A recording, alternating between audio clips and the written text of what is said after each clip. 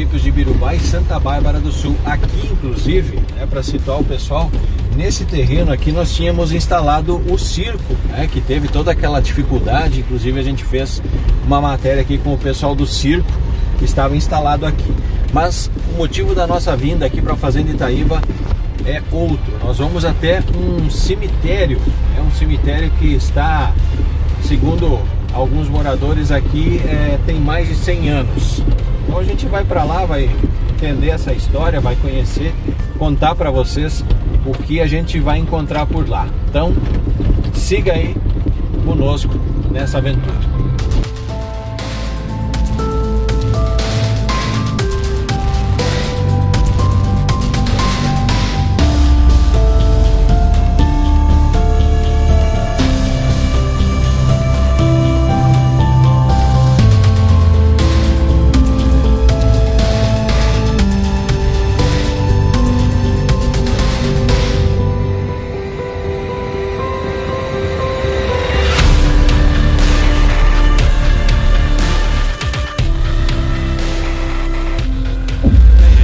Ao ponto então que vai iniciar a nossa expedição aqui para dentro, né? Está aqui a nossa caminhonete para localizar você.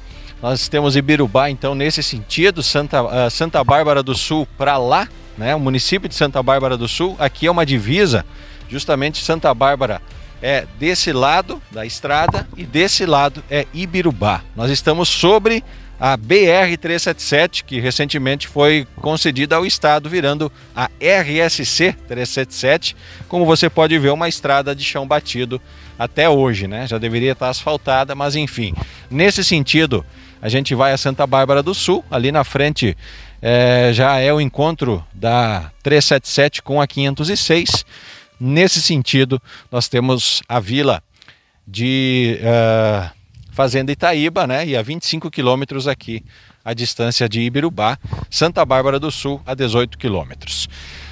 Vamos entrando aqui, né? E são lavouras, áreas de terra muito bonitas, inclusive, que a gente vê aqui, né? Como você pode ver na imagem, plantações aí muito bem cuidadas, né? As lavouras. E agora a gente vai daqui então até o cemitério, entender um pouco mais dessa história e trazer o relato para vocês. Bom, depois de caminhar aí alguns metros da beira da estrada até aqui, na beira desse mato, a gente encontra a clareira que dá acesso a esse cemitério misterioso. Vamos entrar aqui para conhecer e fazer o nosso relato aí do que a gente percebe. Aqui muita unha de gato, né? Sorte que eu botei uma calça aí mais usada, um pouco mais batida, né? Tem bastante unha de gato aqui. Bom, eu vou narrando aqui o que a gente encontrou, né? Lápides caídas aqui, né? Uma clareira. A gente vê inclusive aqui que essa clareira ela ficou um tanto protegida aqui por causa de uma cerca que o pessoal colocou aqui, ó, de arame farpado, né? Ela já foi derrubada aqui, então ela não consegue fechar todo o perímetro, né? Mas tem então um pouco de proteção aqui para algum animal, alguma situação, né? E aqui, gente, olha, né, túmulos aí. Vamos começar a ver aqui desse primeiro aqui, tá? Deixa eu ver aqui o que a gente vê de informações aqui. Aqui jaz Anélia, né? Seria um N aqui. Anélia Gomes de Oliveira, tá? Ela nasceu em 18 de fevereiro de 1886 e faleceu dia 28/6/1968. Anélia ou Amélia? Agora eu não consigo... Amélia, né? O Fernando me ajuda aqui, ele olha de mais de longe aí, tá? Então, um túmulo relativamente normal, né? Nasceu em 1886, faleceu em 68. Tá? Aqui do lado a gente tem também uma lápide aqui. Aqui jaz, né? Tudo escrito em português. Brasil G. Oliveira, tá? 27/10/1965 ele nasceu e faleceu dia 21 de março de 69, né? Faleceu criança ainda, tá? Aqui tem uma lápide caída, que parece que de mais uma criança, né? Essa aqui tá com bastante limo em cima, né? João José Silva. Nasceu em 1835 e faleceu em 1944. Aqui não tem as datas. Tá? E aqui tem a Cândida Luísa Fernandes Silva. Também nascida em 1835 e falecida em 1948. Tá? Então, esse também é uma das lápides que a gente encontrou aqui. Aqui nós temos mais um, né? José Goulart. José Goulart, também, né? As inscrições em português. Nasceu aqui em 56, né? 12. Faleceu. Nasceu em 56 e morreu em 56. Isso, também uma criança, né? E Cleci Goulart nasceu em 57 e faleceu em 58. Seriam duas crianças, né? Bom. Aqui também tem uma cruz, né? Olha só. Até estava passando despercebido isso aqui. É a cruz de Lídio Alves Siqueira. Nasceu em 13 de janeiro de 1908 e faleceu dia 16 de outubro de 1933. Oferecido por sua mãe. Olha só como fazia as homenagens aí na época, né? E uma placa bem escrita, né? Crianças, né? Que isso era infelizmente normal acontecer. Antigamente não se tinha a medicina que nós temos hoje, né? Os recursos. Então muitas crianças acabavam morrendo. Aqui uma cabeceira de um túmulo também bastante antigo, né? Seria de Veríssimo, parece. Veríssimo Amado de Souza. Veríssimo Amado de Souza. Nasceu em 1888 e faleceu dia 19 de janeiro de 1938. Então, todos aí da década de 30 foram enterrados aqui. Aqui nós temos uma cabeceira quebrada. Deixa eu ver se eu consigo virar ela aqui, pra ver onde é que tá o... Aqui, ó. Tá certo, ó. Se passar a mão aparece ela, na imagem. Tá bem cheio de limo, né? Mas... tá cheio de lima essa aqui. O sobrenome Souza, não dá pra entender. Souza também, né? Bom. Aqui também, nossa, quanta gente enterrada, né? Quanta gente enterrada aqui nesse cemitério. Inclusive aqui tem uma coroa daquelas de lata ainda. O pessoal tinha o costume antigamente de oferecer coroas de lata, né? É a Julieta. Nascida em 16/10/39 e faleceu dia 6/3/1940. Uma criança também, né? Eu não consegui ler o sobrenome. Não dá pra... Não consegui ler o sobrenome. Deixa eu ver se eu consigo chegar mais perto aqui para ler o sobrenome.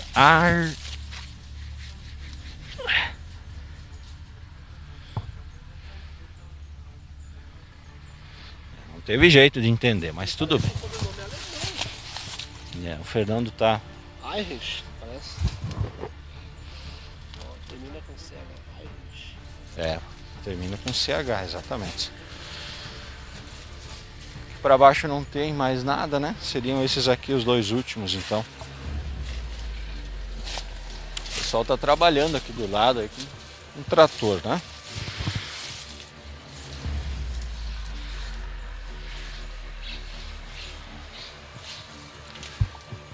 Esse aqui é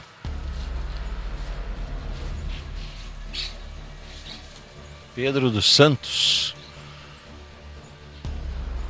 Pedro dos Santos faleceu em 1977. Não, nasceu em 1877, faleceu em 1935. Aqui tem a Val dos Santos, né? Gregória dos Santos nasceu em 11 de abril de 1892 e faleceu dia 12 de maio de 56. Então o que deu pra gente ver aqui de início, né? É um cemitério aí que começa os sepultamentos na década de 30, né? Anterior à década de 30 a gente não tem ninguém sepultado aqui. São 3 túmulos ali, né? Isso. E esses 2 grandes aqui. Seriam carreiras, né? E acabou, acho que no meio aqui dessas carreiras acabou desaparecendo muitos aqui, né? Quando era só cruz, assim, por exemplo, esse aqui é só cruz, né? Esse aqui não recebeu um túmulo, né? Não recebeu uma lápide, não recebeu... Ele só tem essa cruz aí, então nessa cruz não tem nada escrito, né? Só tem uma espécie de um coração. Então a gente não tem como saber a identidade dessa pessoa, né? Aqui também tem mais alguém sepultado aqui, que fica difícil a gente saber quem é, né? Então são carreiras, né? Aqui segue um alinhamento e vai até lá em cima. E esses aqui então todos já, provavelmente alguns talvez foram levados daqui para outro lugar. Acredito eu que, né, algum familiar tenha vindo buscar. Mas o que chama atenção é isso, né? Realmente um cemitério onde as pessoas foram enterradas na década de 30 até a década de 72, que é esse último aqui, né?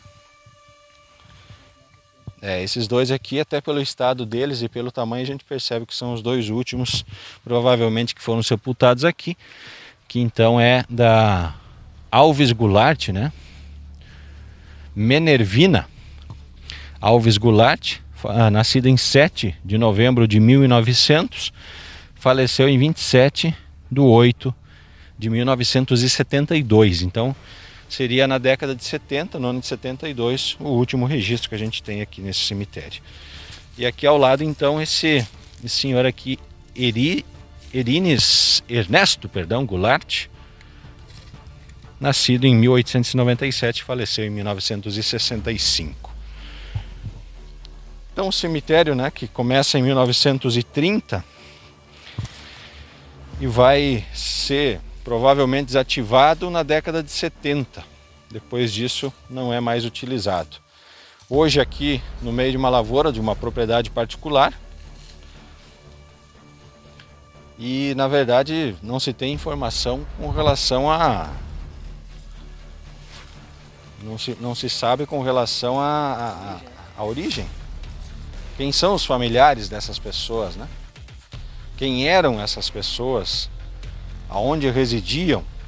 Porque aqui, como eu expliquei no início da matéria, a gente tem Santa Bárbara e a própria localidade de Ibirubá bastante distantes. E a localidade aqui vizinha seria mais próximo Fazenda Itaíba, que tem cemitério lá e que veio muito depois, né? Fazenda Itaíba foi iniciada na década de 70. Antes disso não existia Fazenda Itaíba, né? Então aqui existia um outro vilarejo, né, que a gente não tem conhecimento. Inclusive esse cemitério, ele foi tema de um estudo de uma professora de história, né, que veio aqui com seus alunos, tentou fazer um resgate para entender quem eram essas pessoas, da onde vieram, né, qual é a ligação delas. E esse estudo acabou não sendo concluído. Não se teve um desfecho final, porque em algum momento essa história se apagou, né? E a gente está aqui agora fazendo esse relato. Inclusive você que está assistindo a reportagem, né, se familiarizou, conseguiu ver alguém aqui conhecido, né, algum sobrenome, alguma pessoa conhecida, entre em contato conosco, deixe comentário aí junto à nossa matéria, junto ao vídeo, para a gente tentar rastrear quem são essas pessoas, né, da onde elas vieram, por que estão sepultadas aqui no meio de uma propriedade particular, aqui na Fazenda Itaíba, no lado de Ibirubá, né? E realmente para a gente conseguir continuar contando essa história. Muito bem, pessoal, e assim a gente finaliza essa matéria hoje aqui na Fazenda Itaíba, num lugar completamente fechado. E interessante de a gente falar, é muito parecido com aquele cemitério abandonado de Alfredo Brenner, onde tu tem toda uma mata fechada e uma plantação ao redor.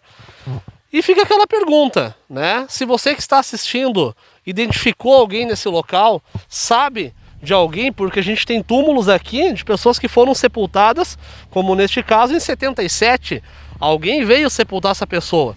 Então, se você tem algum familiar aqui, reconheceu, deixe nos comentários. A história dessa região aqui de Santa Bárbara, ela é bem vasta, porque a gente teve relatos durante a Revolução Farroupilha e também a Revolução Federalista, em que pessoas foram enterradas na altura entre Santa Bárbara, seguindo até a cidade de Cruz Alta, né, o que ficou conhecido como um dos palcos da degola também. Então pessoas teriam sido enterradas em sepulturas, né, em valas de 3, 6, 8 pessoas.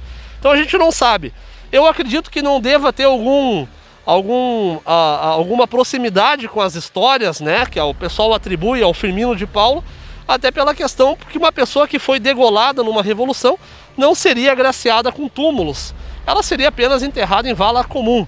Também existe, né, os moradores aqui da região falam que aqui existiu também uma linha férrea e que o trem teria tombado e as pessoas teriam sido sepultadas aqui nesse local. Se é verdade, a gente não sabe, mas a gente veio aqui para mostrar um pouquinho desse local para vocês. Fernando Cooper, Andrei Grave, diretamente do interior de Fazenda Itaíba.